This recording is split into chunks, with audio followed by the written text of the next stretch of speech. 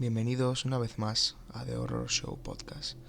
Hoy, como cada martes, volvemos de nuevo al formato de vídeo de recomendación y hoy sinceramente creo que vais a disfrutar y bastante con las recomendaciones que voy a dar y sobre todo con la experiencia paranormal del final como en cada capítulo.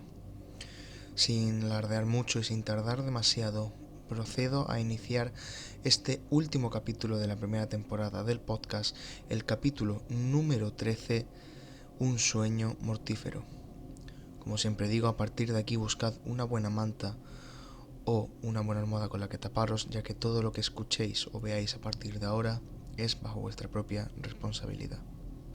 La película que vamos a tratar hoy es A Nightmare on Elm Street, Pesadilla en Elm Street, película slasher sobrenatural estadounidense de 1984, escrita y dirigida por Wes Craven, uno de los maestros del horror en cuanto a cine, y producida por Robert Shea.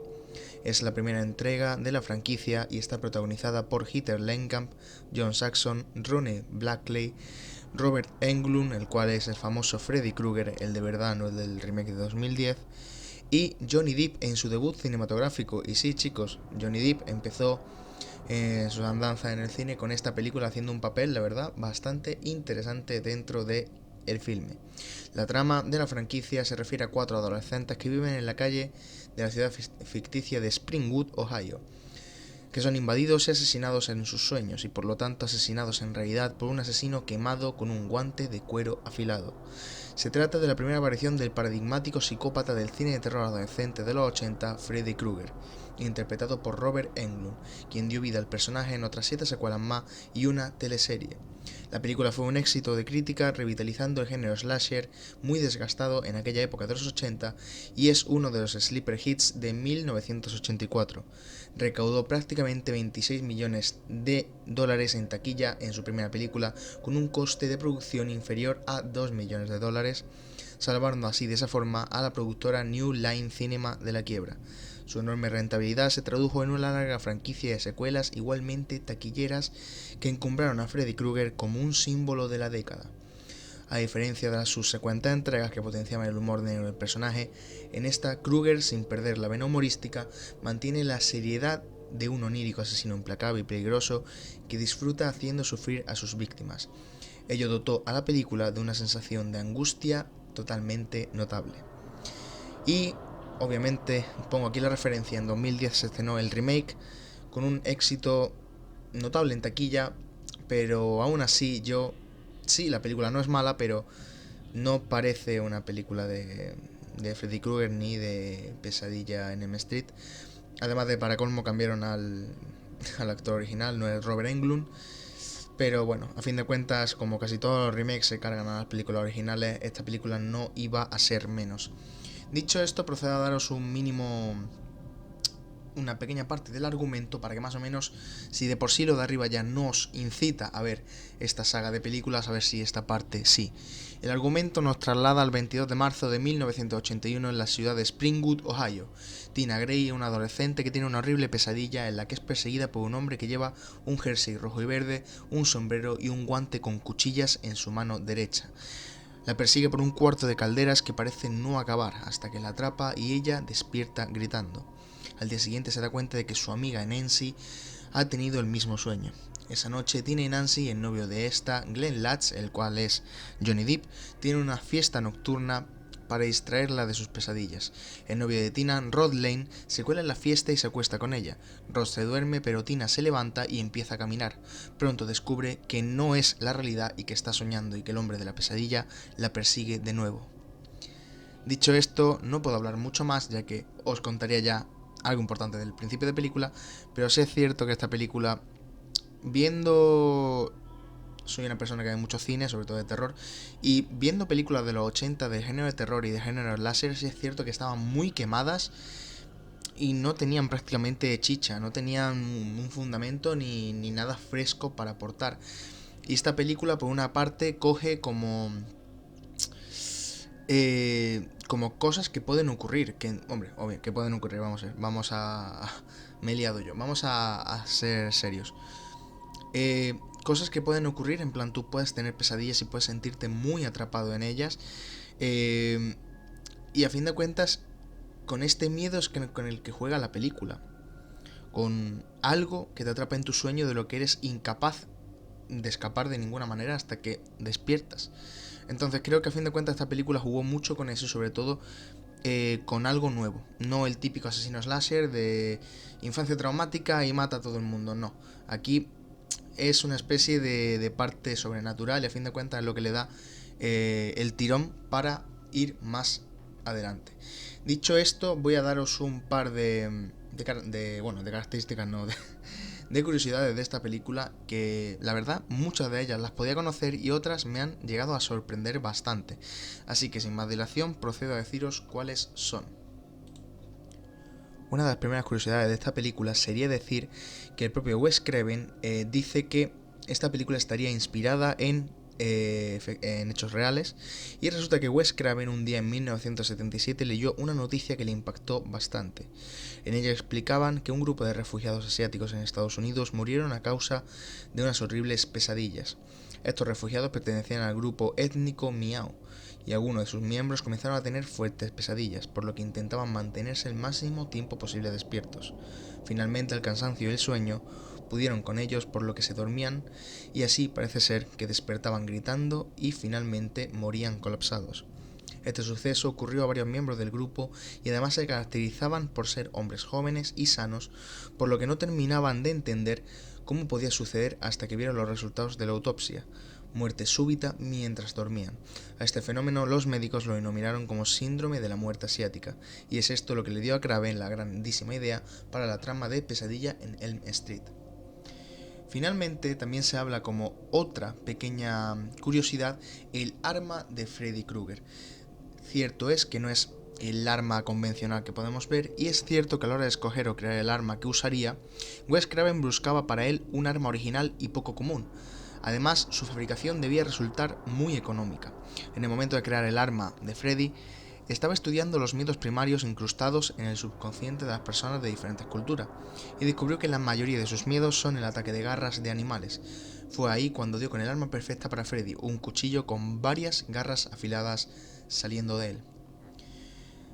Una curiosidad bastante importante y que creo que había prácticamente cambiado la película es que al principio Wes Craven no tenía claro que fuera necesario un actor para interpretar el papel de Freddy Krueger.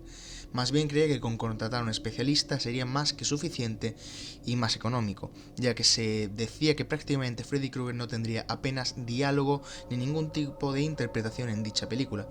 Pero finalmente, tras la realización de diferentes ensayos y pruebas, descartó dicha idea y escogió a Robert Englund para que encarnase al asesino. ¿Os imagináis a otro que no fuese Englund interpretando a Freddy Krueger? Pues sí, ocurrió en 2010 en esa bazofia hecha por remake, pero bueno, vamos a obviarlo mínimamente, y posiblemente voy a dar la última curiosidad de esta película, y es el 1428 de Elm Street.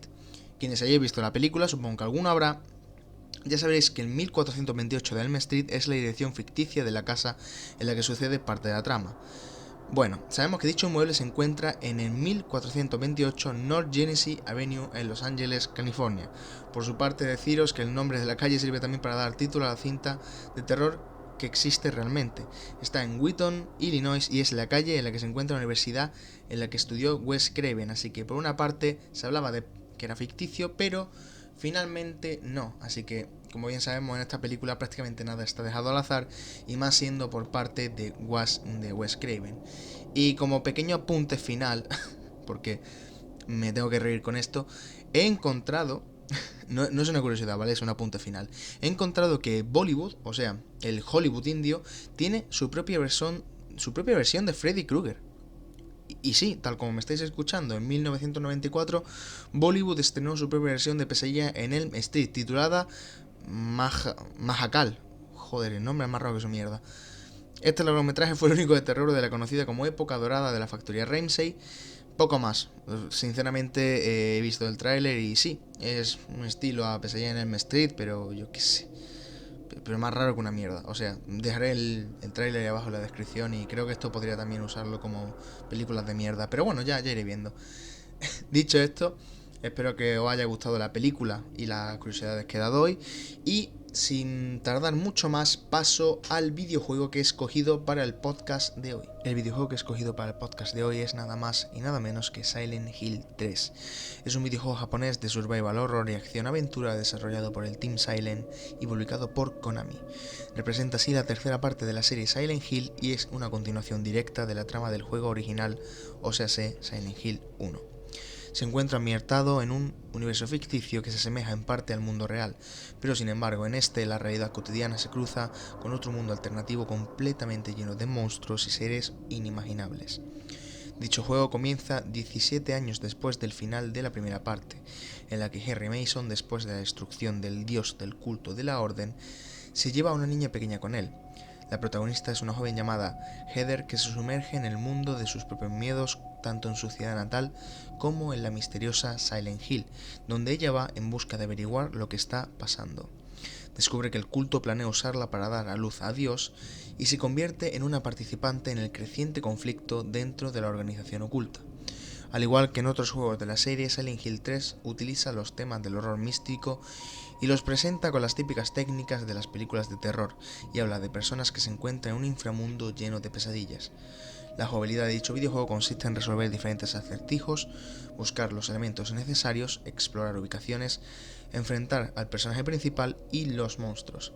Dicho videojuego obtuvo críticas positivas de la prensa especializada que notaron un nivel excepcionalmente alto de diseño gráfico y de sonido, así como un uso exitoso de elementos comunes a películas y literatura de terror y sus propios temas tradicionales de la serie. Sin embargo, la mayoría de los críticos también hablaron negativamente sobre algunos elementos del videojuego y los controles.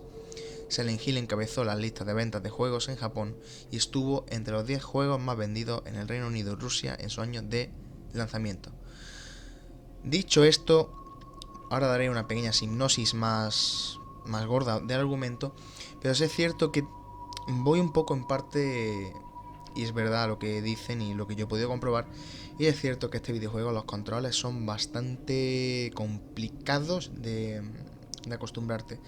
No son malos, son diferentes a todo lo que podéis estar acostumbrado a jugar dentro de lo que cabe. Dicho eso, voy a dar una pequeña parte del argumento y cómo comienza este juego para ver si así os da un poquito más de ganas de jugar.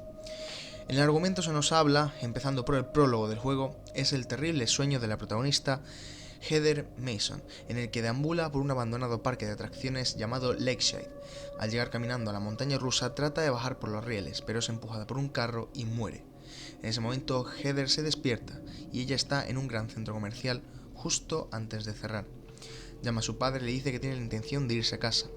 Un hombre intenta hablarle, presentándose como el detective Douglas Carlan, pero Heather se escapa de él refugiándose en el baño de damas saliendo por una ventana.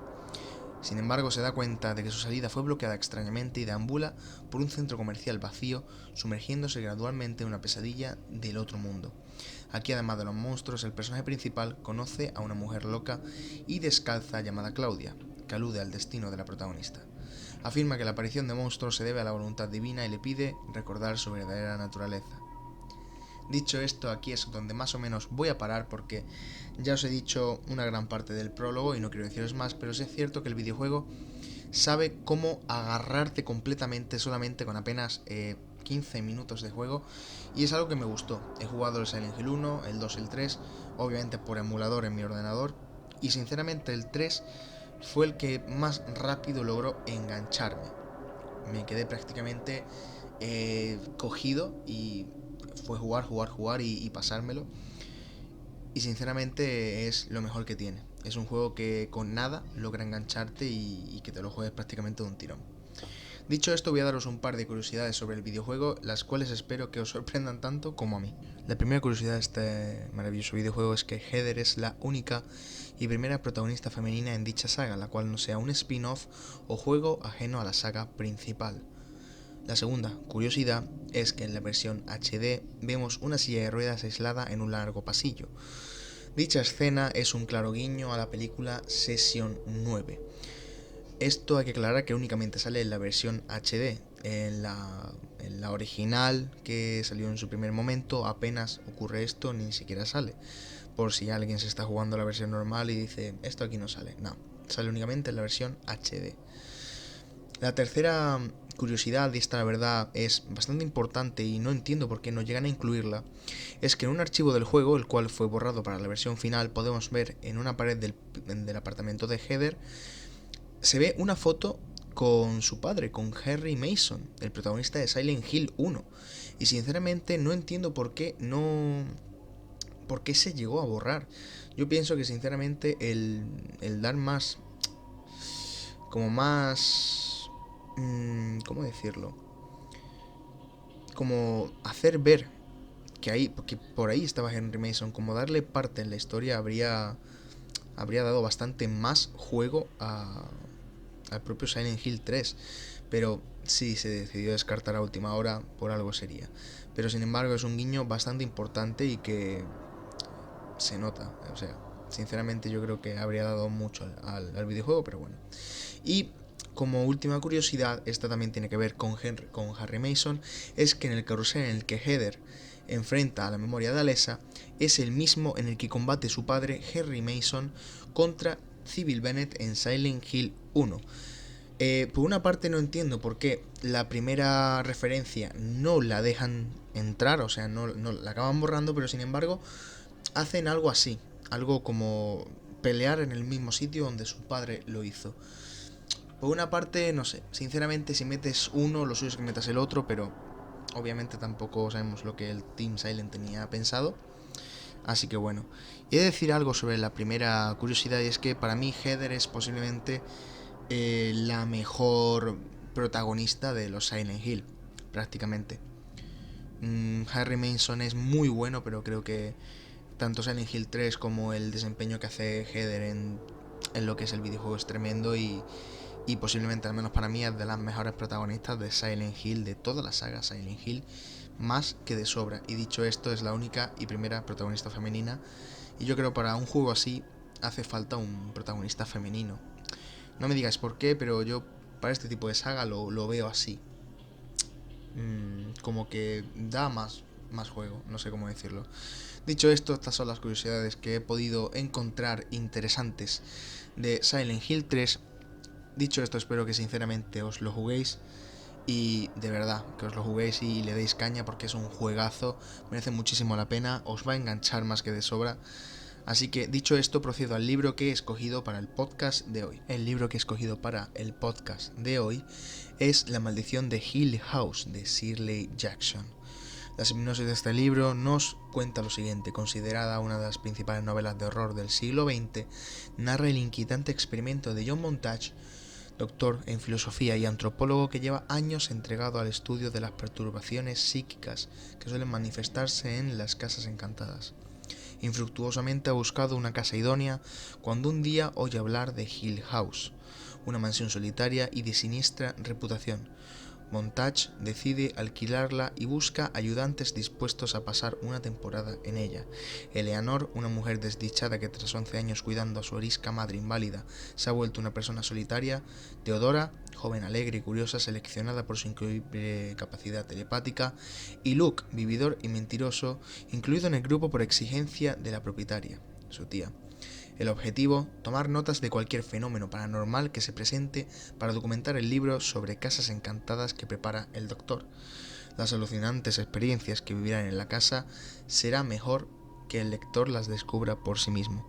Dicho esto, es lo que la hipnosis más o menos nos marca con este libro.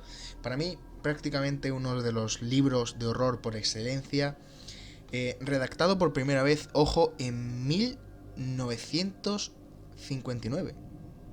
O sea, flipante, o sea, hace la tira de tiempo. Pero poco a poco reeditado y mejor encuadernado. Posiblemente es de los mejores libros de horror que yo he podido leer en muchísimo tiempo. Porque es como el principio de lo que a día de hoy hemos visto en películas y en otros libros sobre casas encantadas, pero elevado a la enésima potencia. Sinceramente no puedo daros ningún tipo de curiosidad sobre este libro, pero sí os voy a dar una especie de reseña que yo he hecho propiamente. Así que empiezo. Si soy honesto, me demoré bastante en escribir esta reseña porque seguía repitiendo palabras y frases que quiero incluir, para explicar lo que esta novela, que yo ya he dicho antes considero una obra maestra, me dejó en la cabeza. Empezando por el hecho de que hace casi un siglo, vamos a ver, que no leo un libro tan bueno. Porque he leído libros muy buenos de Stephen King y de diferentes autores, pero que este libro lo pudiera encontrar de nuevo, porque empecé a leérmelo hace bastante años y lo dejé, fue prácticamente una casualidad, ya que vi que en Netflix había una serie con el mismo nombre. Entonces recordé y decidí buscar el libro para leerlo. Antes de este libro no había leído nada de Shirley Jackson y desde el minuto que empecé a leerlo me arrepentí de no haber dado con él antes. Estoy casi segura que todos los que disfrutamos del terror vimos una, una película bastante mala que se llama The Haunting, La Guarida, de 1999, con Liam Neeson y Catherine Zeta-Jones. Y la verdad es que cuando vi la película me pareció tan mala que ni siquiera pensé en decir, ¿vendrá de un libro? Pero bueno, parece que sí. Viene de un libro, el libro es brutal, pero la película, bueno, la cagaron como la gran mayoría de veces suele ocurrir. Pero bueno, voy a dejar más o menos este inicio, voy a ir ya finalmente a la reseña.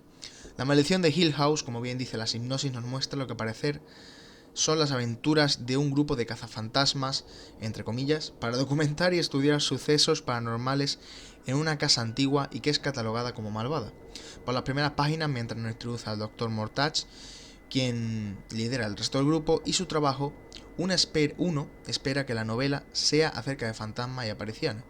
Y yo, que había visto la serie, o más o menos la había visto, sinceramente no sabía cuál de las dos cosas sería completamente correcta. Si sería de fantasmas y apariciones o tiraría por otro derrotero. Pero sin embargo, poco a poco me llevé una grata sorpresa al descubrir que el libro no es nada de lo que yo creía, sino que es mucho mejor y prácticamente no tiene nada que ver con lo que es la serie. Shirley Jackson se toma su tiempo en introducirnos a la historia, a la casa y a los personajes, y por ello el ritmo de la primera mitad de la novela podría considerarse algo lento, pero sin embargo a mí no me parece en absoluto aburrido en ningún momento.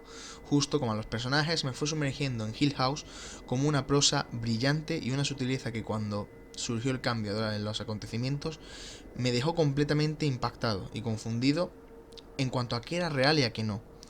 Todo el tiempo en que leí las siguientes 100 páginas me pregunté qué cojones estaba pasando y empecé a inventarme 1000 teorías acerca de lo que podía yo acabar leyendo al final, el cual también he de decir que me sorprendió bastante y de manera muy grata.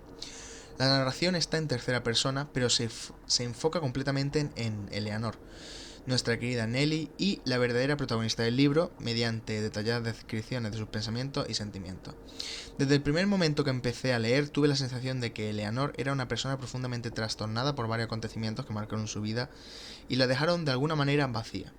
Los demás personajes muestran su fuerte personalidad desde el momento que aparecen, aunque no todo es lo que parece, porque mientras más avanza la historia, las máscaras de encanto se fueron cayendo para revelar la verdadera esencia de cada uno. A fin de cuentas también esto es bastante importante en este libro porque casi todos los personajes empiezan con una especie de faceta de cómo son y según todo va sucediendo ves que realmente ninguno es como se acaba describiendo al principio. Algo que me gustó muchísimo de la novela fue la forma en que incluso lo paranormal se veía de cierta forma influenciado por los propios miedos de los personajes. Miedo al rechazo, a no encajar, a no ser parte del mundo.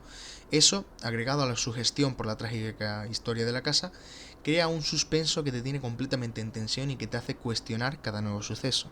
El terror se vuelve cada vez más psicológico y me hizo preguntarme qué clase de final me iba a encontrar.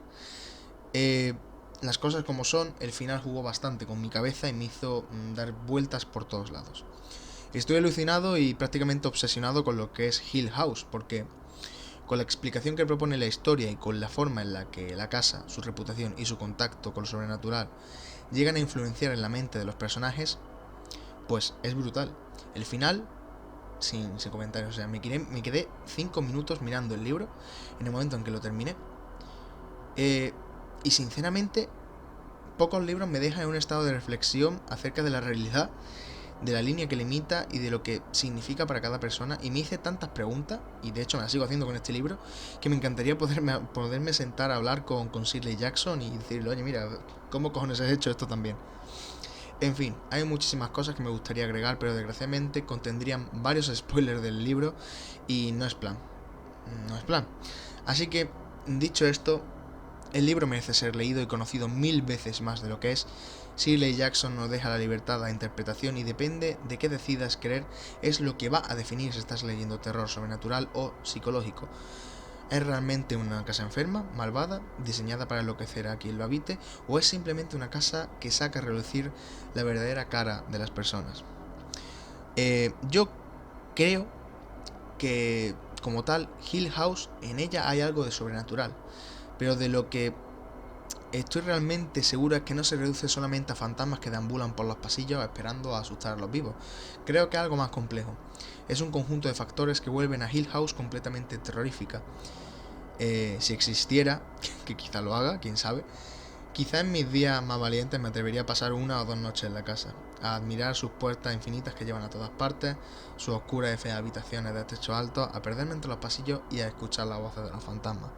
Es un libro que recomiendo muchísimo, que espero que leáis y que sobre todo que encontréis vuestras propias conclusiones al respecto.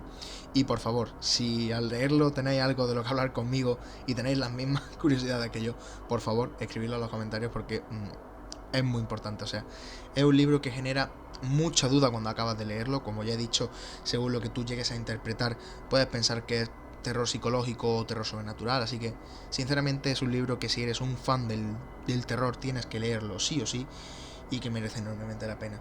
Así que dicho esto, paro ya de daros la chapa, paro ya con la recomendación del libro, espero que os lo leáis y dicho esto paso al final del podcast donde voy a contar la experiencia paranormal. Y comienzo finalmente con la historia paranormal, con la experiencia paranormal y voy a decir lo que siempre suelo decir en cada una de ellas y es que yo no tengo necesidad de mentiros y todo lo que os voy a contar es completamente real.